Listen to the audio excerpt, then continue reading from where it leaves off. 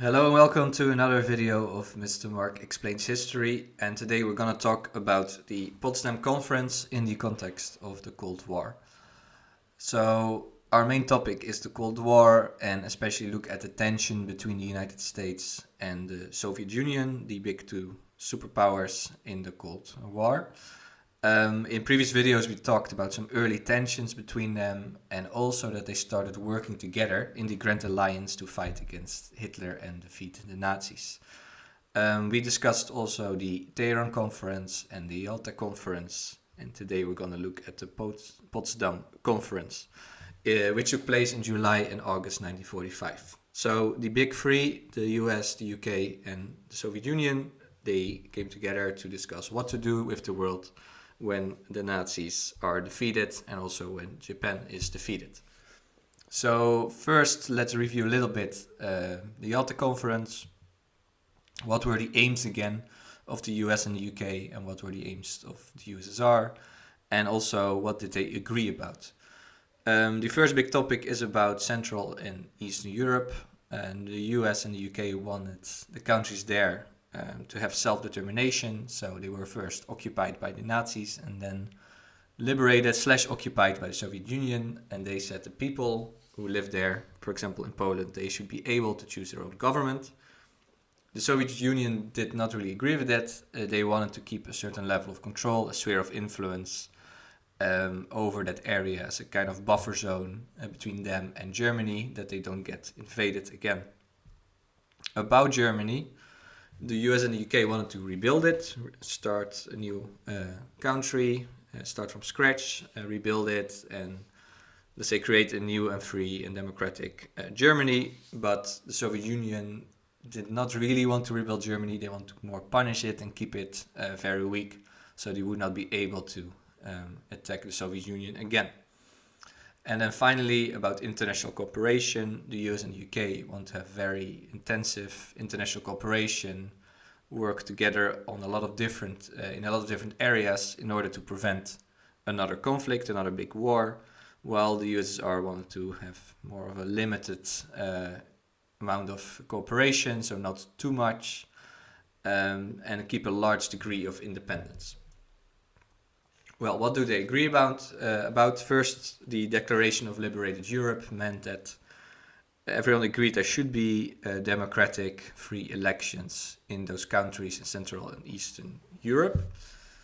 That sounds like kind of a victory for the US and the UK, but later we can kind of see that it was not really a victory, but more about that later.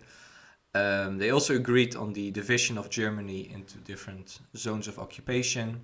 There would be a British and American, a French and Soviet zone of occupation, and also new German borders, which meant that Poland would kind of move to the west, Germany would lose some land, and the Soviets would gain land, which belonged to Poland first in the east.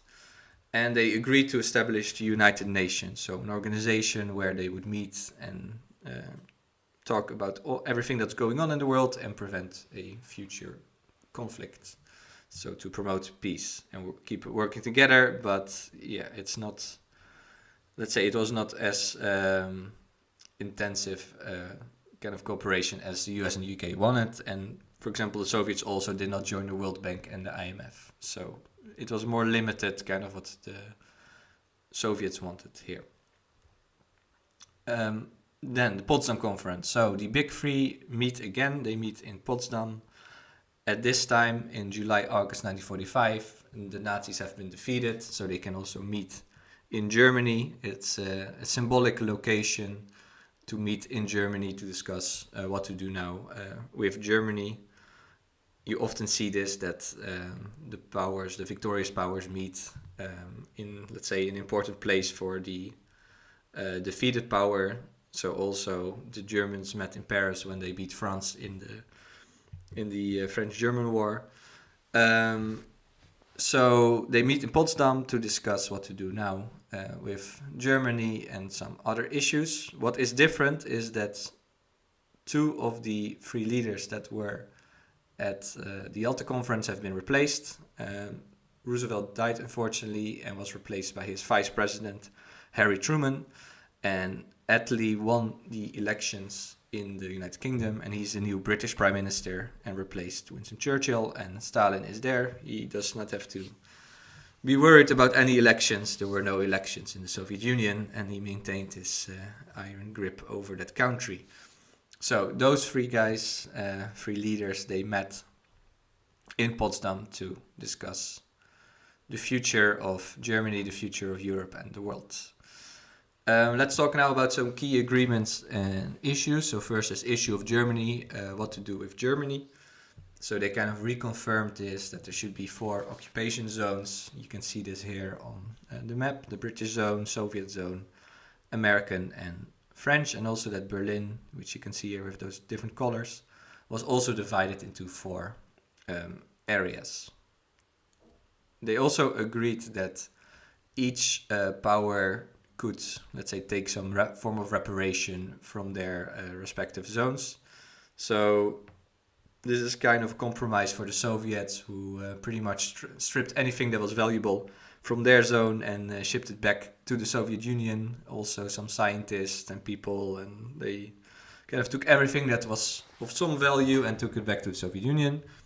Of course, the other powers, they wanted to rebuild Germany more, so they did not do it.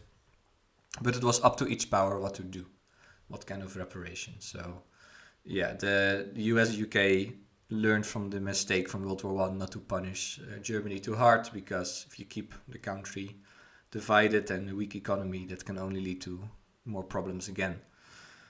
And the third issue, the third thing they agree about, was to demilitarize, denazify the country, so get rid of everything that was related to the Nazi government, and also put people on trial who committed crimes in the war, before the war.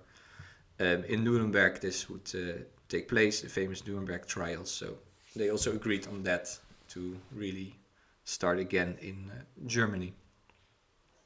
Some other issues, so the issue of Central and Eastern Europe.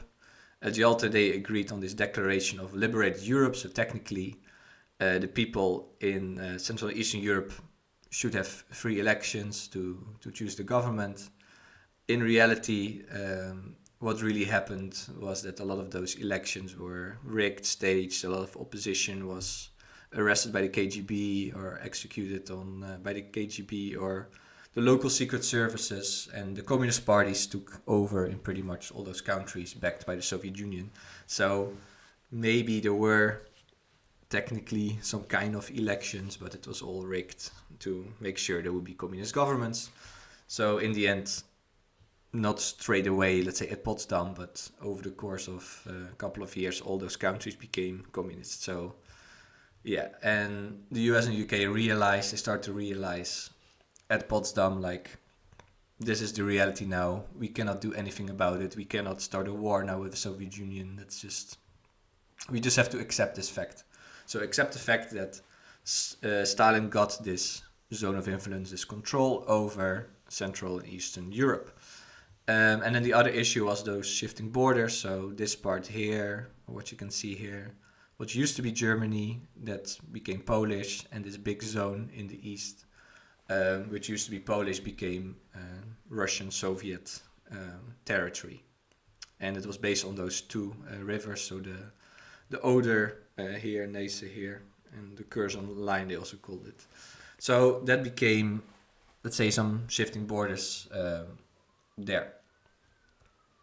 As a result of those borders changing, and also the fact that throughout history there have been a large, let's say, migration of German people to Eastern Europe, like Ostsiedlung, but also some other waves of migration. This meant that there were loads of Germans living here already in Central Eastern Europe for many generations. But at the Potsdam Conference, the Big Three, they also agreed that those communities should be, let's say, resettled or moved back to Germany. They thought that this would help the new countries to, let's say, have kind of a stronger unity And also that, because Germans were seen as the aggressors, as, let's say, guilty of the war. Of course, many Germans were Nazis and they contribute to the war. Not everyone did that, and there were a lot of course, innocent German civilians, and also German communities living here who had nothing to do with that. But that didn't matter whether you worked with the Nazis here or you didn't work with the Nazis, or if you hated them. All Germans had to leave and were expelled. So they were resettled, about 12 to 14 million people. So this is like a huge migration back to Germany. And it was supposed to be done in a humane and orderly fashion, but the Soviets did not facilitate that at all. And these German migrants faced a lot of violence, a lot of harassment. In terrible circumstances, they had to move back, and between 500,000 and 2.5 million died in this process. This is often overlooked chapter in European history because it's so just after World War II, and because there was not a lot of sympathy throughout Europe for those German migrants. But it's another tragic chapter, of course. Okay, finally, the issue of Japan. So Japan was still in the war, was still fighting at this moment. They did not surrender yet. And they kept on fighting. So there was another issue, what to do with Japan. The US was fighting already a super long campaign. They were hopping from island to island. That's how you call it, this island hopping campaign. They were fighting right now in the south of Japan, and they needed a solution. So they proposed an unconditional surrender. And this offer was done by the USA, the UK, and China. You probably wonder, what about the Soviet Union? Technically, the Soviet Union was not at war with Japan. They had signed a neutral, some treaty before to be neutral towards each other. Stalin had already agreed that he would attack a little bit later, that he would join this war.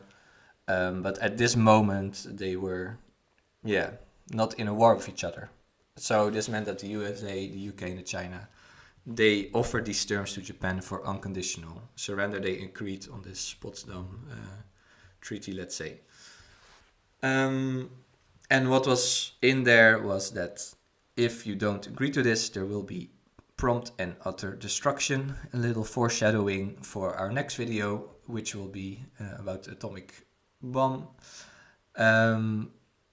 So there will be some prompt and utter destruction.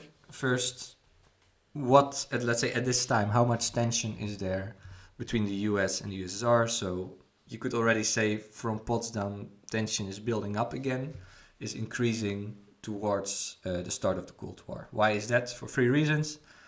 The Soviet presence influenced Central and Eastern Europe, that they're not really going to leave, and that the people there won't get their sovereign countries. The new leaders, what I talked about. So Churchill knew a little bit better how to deal with Stalin, but he was gone, and Roosevelt too is also gone, and Truman and Attlee had way less of a good relationship with Stalin, and were more. They also didn't want to bend, let's say, or negotiate. And the war is over in Europe, so what they had in common was that they wanted to defeat the Nazis. That war is over, so they start looking at each other again in more like suspicious light. So as I said, the next video we're going to talk about the atomic bomb, which actually 2 atomic bombs are dropped in August 1945. So what effect does this have on the relationship, on the tension? We're going to talk about that. And also a little bit, was it necessary? Let's say, was it a justified means to use, justified means to an end, let's say. So we'll talk about that in the next video. Thank you for watching. Please comment, like, subscribe, etc. etc. I always love feedback, so do not hesitate to share that with me. Thank you for watching, and see you next time.